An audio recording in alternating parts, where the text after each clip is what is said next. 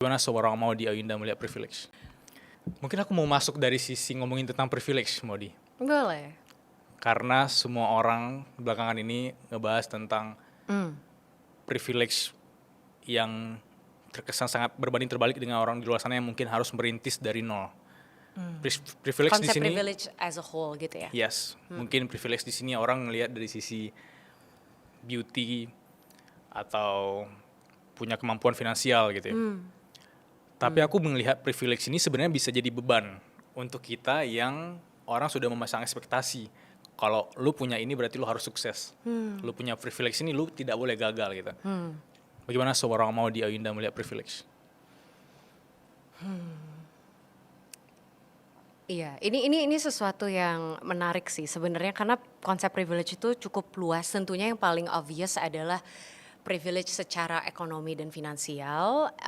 Itu yang mungkin sering dijadi pembahasan orang banyak in general pada saat kita membahas privilege. Tapi benar kata kamu bilang, there's beauty privilege, there is even as simple as the country you're born in, Yeah, gitu. That's yeah. a form of privilege.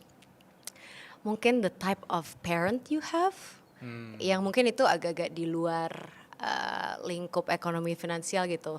Kayak apakah kita memiliki pembimbing-pembimbing yang mungkin punya stylistik tertentu, itu menurut aku juga a huge amount of privilege gitu. Kayak misalnya seseorang yang memiliki waktu untuk duduk dengan orang tuanya setiap malam dan punya diskurs intelektual misalnya gitu. Yeah. That's also incredible privilege gitu yang di luar dari scope-scope yang biasanya dibahas gitu. Jadi privilege itu menurut aku sebenarnya layered sekali dan ada banyak bentuknya. Dan semua orang punya privilege-nya masing-masing. Tapi tentu ada juga yang secara objectively starting point orang-orang itu beda-beda dengan resources masing-masing gitu.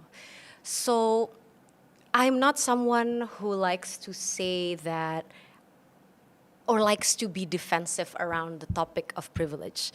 Karena aku merasa I did feel like I grew up with some amount of privilege gitu di beberapa dimensi khususnya. And I think it's important to be aware of those privileges karena gimana caranya di sisi lain kita harus mengakui lalu try to optimize and live a life yang true to what we were given by God or by the universe